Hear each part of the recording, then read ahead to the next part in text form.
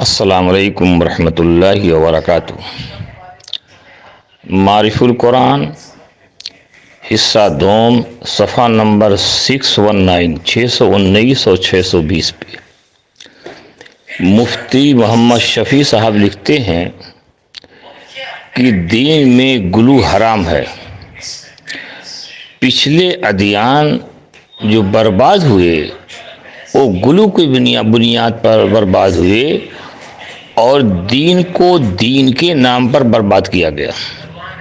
دین عیسائی اور دین یہودی، اس کو آپ دیکھ لیجئے، غلو کی بنیاد پر یہ لوگ برباد ہوئے، لہذا یہ دین بھی غلو کے نام پر برباد کیا جائے گا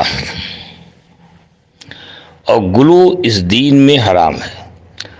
مفتی محمد شفیع صاحب کے پاس مولانا الیاس رحمۃ اللہ علیہ گئے تو انہوں نے کہا، حضرت ایسا معلوم ہوتا ہے کہیں استدراج تو اس کام میں نہیں ہے؟ آپ نے فرمایا استدراج نہیں ہے۔ اس طرح استدراج کس کو کہتے ہیں؟ آپ دین کا کام کرو اور وہ دین کا کام نہ ہو، آپ غلو میں مبتلا رہو، یہ دین کا کام ہو رہا ہے، خدا کے ناراضگی کا کام کر رہے ہو اور سمجھو خدا کے راضی ہونے کا کام ہو رہا ہے، اسی کا نام استدراج ہے، جو اس وقت بہت تیزی سے چل رہا ہے۔ غلط حدیثیں، غلط تفسیریں بیان کر رہے ہو اور سمجھ رہے ہو ہم دین کا کام کر رہے ہیں، یہ استدراج ہے۔ تو مفتی محمد شفیع صاحب نے کہا استدراج نہیں ہے آپ کے کام میں، کیوں کہ آپ کا جو اس بات کا احساس کہیں استدراج نہ ہو، یہ اس بات کی علامت ہے کہ استدراج نہیں، صحیح کام کر رہے ہو۔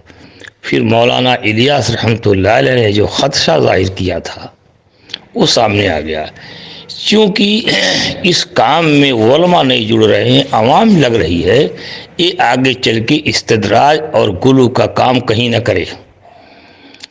یعنی جو خدشہ مولانا الیاس رحمۃ اللہ علیہ نے ظاہر کیا تھا وہ سامنے آ گیا، علماء سے دوری ہے، غلو اور استدراج کا کام کرتے ہو۔ کوئی آدمی صحیح راستے پر لانے کی کوشش کرتا ہے تو اس کو اپنا مخالف سمجھتے ہو، گلی چھوڑ دیتے ہو، کہتے ہو تبلیغ کا مخالف ہو گیا ہے۔ تو فرمایا دین عیسوی اور دین موسوی جو برباد ہوا وہ غلو پر برباد ہوا۔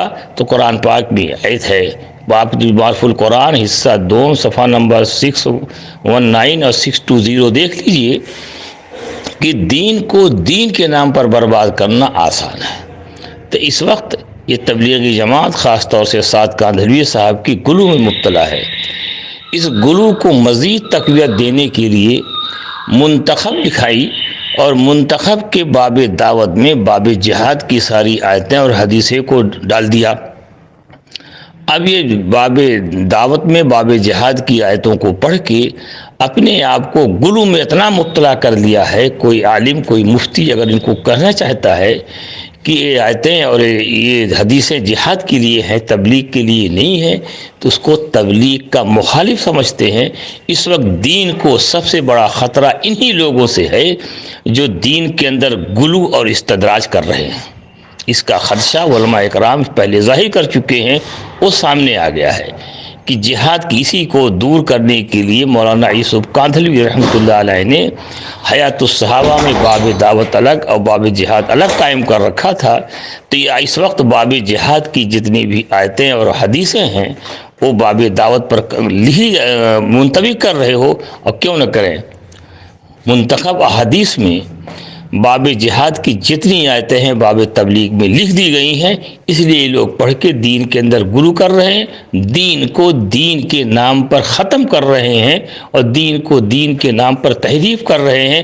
آپ جا کے دیکھو معرف القرآن حصہ دوم صفحہ نمبر 619 اور 620، میں اس کی فوٹو کاپی بھیج دے رہا ہوں۔ لہذا علماء کے ساتھ ملو، ام المدارس دارالعلوم کے ساتھ ملو، جمہور کے ساتھ رہو، جو جمہور نے جس کا جو مقام دیا ہے اس مقام پر عمل کرو، ورنہ کرو گے دین کا کام، ہماری دین بھی برباد ہوگی اور دنیا بھی برباد ہوگی۔ فقط والسلام۔ منتخب کو اسی لیے پڑھنے کو منع کیا جا رہا ہے، اس کو پڑھ کے غلو اور استدراج کے مبتلا ہو جاؤ گے۔ ایک سوچی سمجھی سازش کے تحت ایک کام کرایا جا رہا ہے تاکہ نبی کریم صلی اللہ علیہ وسلم کے دین کے اندر گڑبڑی پیدا کی جائے۔ فقط السلام۔